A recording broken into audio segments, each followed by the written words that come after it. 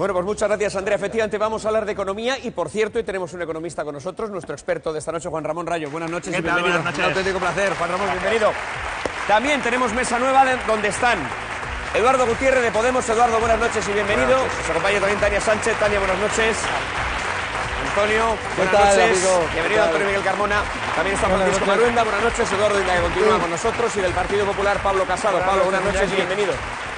En primer lugar, Juan Ramón, ¿qué opinión te merecen las medidas que ha propuesto Rajoy, medidas económicas? Bueno, pues son medidas muy continuistas con lo que hemos visto hasta la fecha. Es decir, no hay ningún cambio de fondo en el rumbo de la política económica de este gobierno, que recordemos es una política económica caracterizada por una presión fiscal alta y creciente con respecto al momento en el que llegó al poder y una renuencia, un rechazo a liberalizar de verdad la economía muy intenso. Al final se consolida una situación de partida que es pues una situación no demasiado buena y se intenta parchear con ciertas medidas, la bonificación de 500 euros, por ejemplo, para los contratos indefinidos, el cheque para familias monoparentales.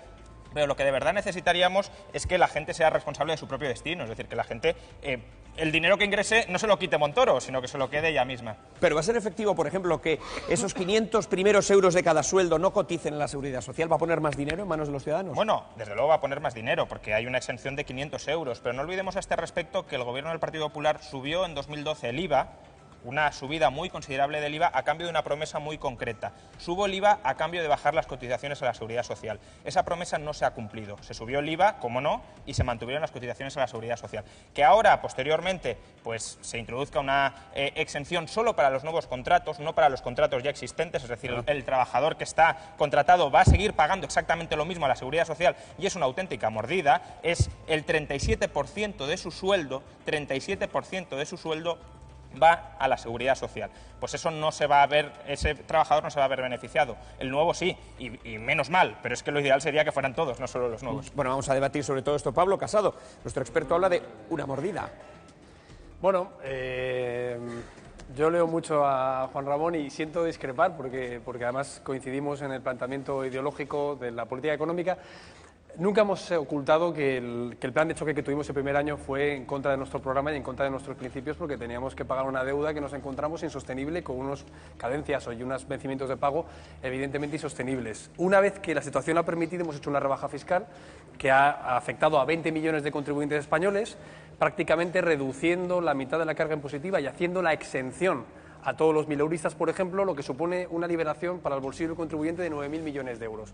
Y además hemos dicho que en el 2016 seguiremos bajando los impuestos y en cuanto podamos bajaremos las cotizaciones sociales. Yo creo que al final... En 2016, si el Partido Popular gana las elecciones. Bueno, claro. eso es lo que esperamos y desde luego esa es nuestra línea. Yo creo que la bajada de impuestos forma parte del leitmotiv de nuestra política económica y desde luego lo seguiremos haciendo. Lo que sí que es verdad, y hay que decirlo, es que la política social nunca ha abandonado el crecimiento económico. Y en este debate del Estado de la Nación que comentabais, lo que hemos hecho es una agenda social muy importante, no solo por una cuestión de la bonificación de la cotización social para aquellos autónomos, por ejemplo, que quieren tener beneficios en su maternidad, sino también con ciertos beneficios en la contratación que lo que han hecho es que hoy en día en España se creen 1.500 empleos todos los días. Bueno, eso es la política social mejor. Todos los autónomos podrán optar a esa conciliación, sino aquellos que tengan menores de 7 años o personas dependientes a su cargo. Efectivamente, no serán todos y recordemos que los autónomos siguen siendo uno de los colectivos más machacados por todas las administraciones públicas, que por cierto, es verdad que el Partido Popular ha aprobado una rebaja de 9.000 millones, pero no olvidemos que según el propio Partido Popular, según los documentos remitidos a Bruselas, cada año pagaremos, desde que está el Partido Popular hasta la fecha, 40.000 millones más de impuestos. Subir 40.000 y bajar 9, hombre, mejor bajarlos que no subirlos, pero desde luego lo ideal sería que no se hubiese subido los 40.000, sino que más bien se hubiesen bajado. Eduardo. Sí. Buenas noches. Bueno, la ley de segunda oportunidad que se ha aprobado difícilmente podía ir mucho más allá, eso es cierto. Es decir, ¿cuál va a ser el procedimiento que se va a seguir? Pues se van a liquidar las deudas que se tienen con el patrimonio del deudor y lo que quede todavía por pagar, si es un deudor de buena fe, se podrá beneficiar de una exención. Eso que para las rentas, pues aquellas que no puedan atender básicamente la deuda, puede tener bastante sentido. ¿Por qué? Pues porque las empresas hasta la fecha ya se beneficiaban de un procedimiento similar. Es lógico que las personas físicas se puedan beneficiar de uno similar. Ahora bien, cuidado con cómo se articula. Primero, porque esto está claro que va a generar pérdidas para alguien, porque si no se paga una deuda, alguien va a perder ese dinero. Si las pérdidas se terminan socializando, como se ha hecho hasta la fecha, será un absoluto despropósito. El contribuyente no tiene por qué cubrir los agujeros que no ha causado él. Por tanto, o lo sufren las familias o lo sufren los bancos. Los bancos no suelen sufrir nunca. Pero no el contribuyente, no tiene mucha costumbre porque todos los gobiernos que hemos tenido les han tendido a rescatar a costa de los contribuyentes. Luego tampoco habría que estimular el riesgo moral. ¿Qué es el riesgo moral? Que un deudor estratégicamente intente aprovecharse de la ley. ¿Para qué? Para defraudar la ley. Y por último, yo creo que, aunque está bien plantear medidas para reestructurar deudas, porque estamos en un problema de deuda privada y de deuda pública muy grande, ¿cuál es la verdadera solución? La solución es que la economía crezca y que la gente que hoy no puede pagar sus deudas pueda pagar las deudas. Es decir, no tratar de consolidar un sistema estancado y decirle a la gente, como en este estancamiento usted no puede hacer frente a sus deudas, se las voy a reestructurar, sino que la gente encuentre empleo, la gente vea crecer sus rentas disponibles, por ejemplo, porque se bajan los impuestos y cobrando lo que se cobra en el mercado, al menos no se le quita lo que se le quita actualmente y, por tanto, puede hacer frente con cierta holgura a sus deudas. Carmona. Juan Ramón.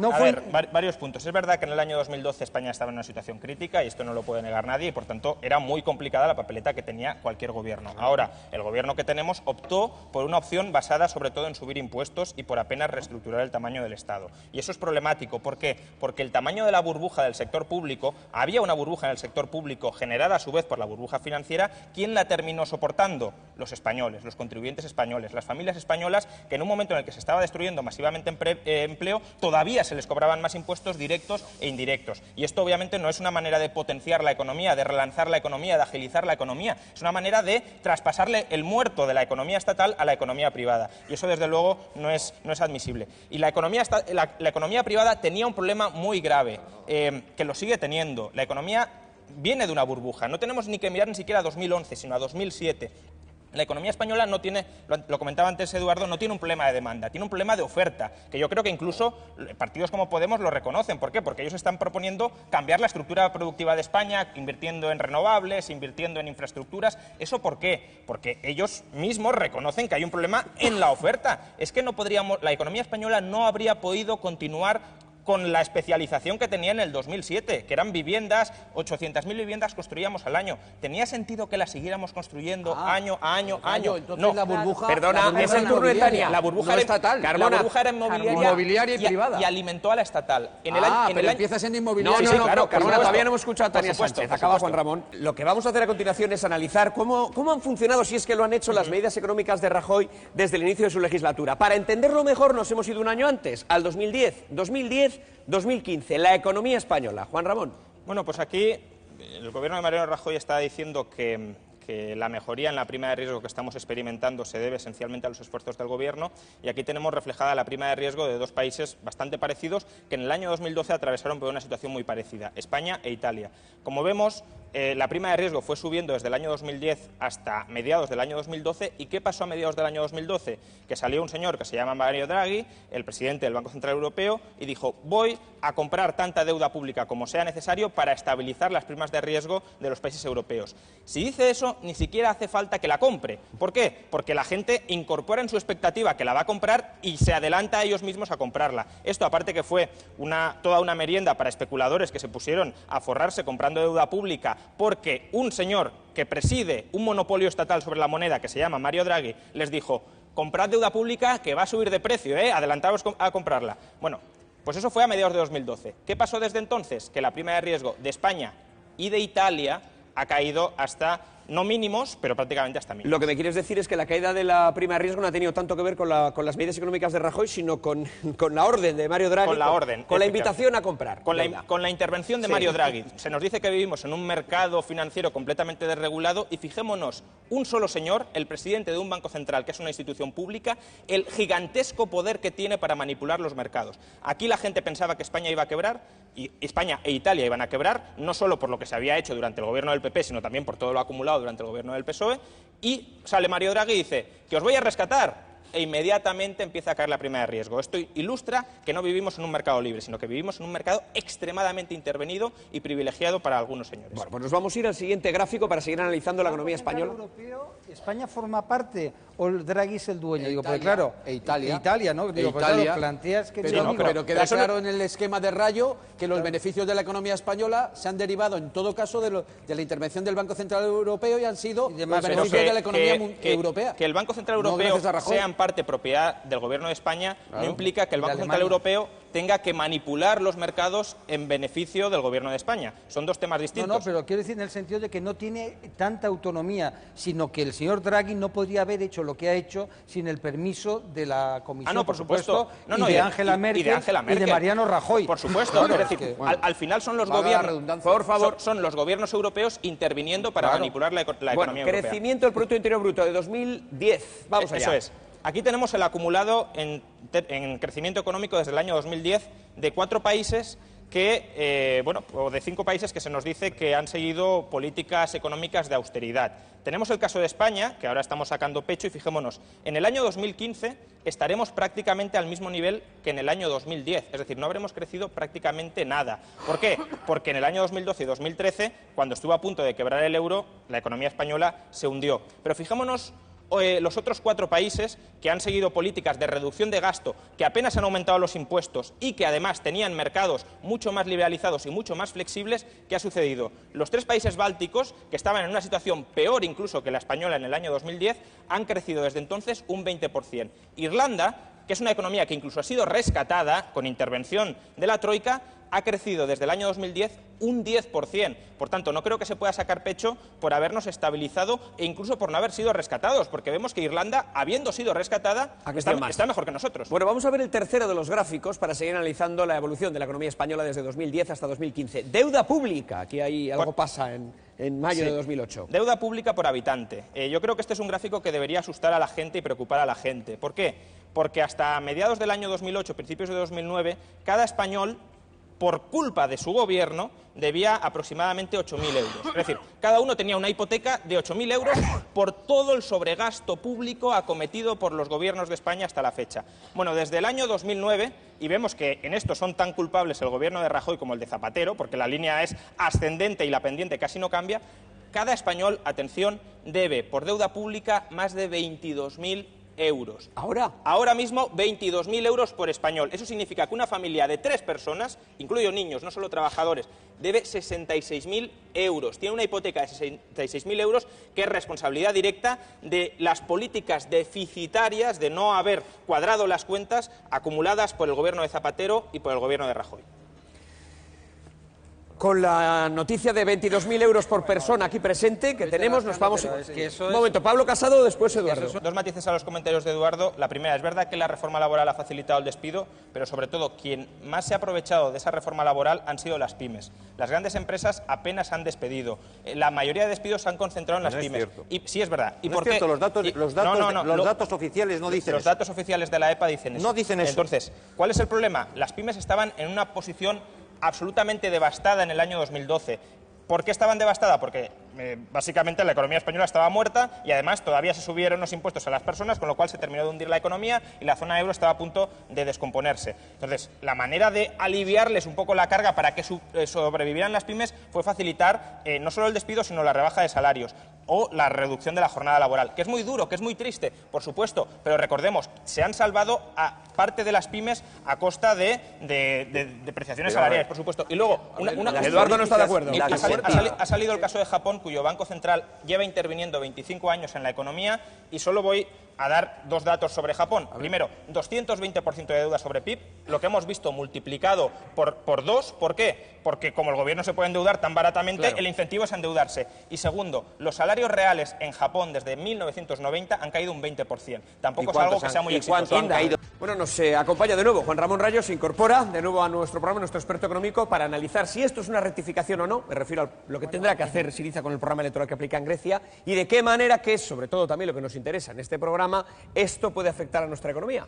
Bueno, pues se ha rectificado prácticamente en todo, es decir, todo lo que se había prometido, o prácticamente todo lo que se había prometido, ha dado marcha atrás, al menos por 4 meses, porque recordemos que esto es una extensión del plan de rescate por 4 meses, es coger el dinero durante 4 meses, a ver si se cumple y luego renegociamos. De hecho, Varoufakis, en alguna entrevista a radios griegas, lo que ha dicho es, no, si mi objetivo aquí únicamente era dividir a la Troika, destruir a la Troika, para luego, al cabo de 4 meses, poder renegociar. Pero bueno, lo que se ha firmado hasta la fecha es una una enmienda a la totalidad al programa de Syriza. ¿Quién ha ganado este partido entonces? De momento parece que lo gana la Troika, pero recordemos que el partido dentro de 4 meses se vuelve a jugar. Por tanto, ahí Syriza volverá a plantear ciertas reclamaciones que ya veremos en ese momento si se cumplen o no. Pero de momento ha sido una victoria arrolladora de la Troika o de las instituciones, como le gustan llamarlo ahora. Eduardo, pues Ramón, efectivamente. Humillarse, claro. Humillarse, se tiene que humillar. Que se humillen los gobiernos, por favor, que se humillen los gobiernos por democráticos. favor, vuelvo aquí para poner orden. De momento, Juan Ramón, no, Eduardo, no te sumes, que te conozco.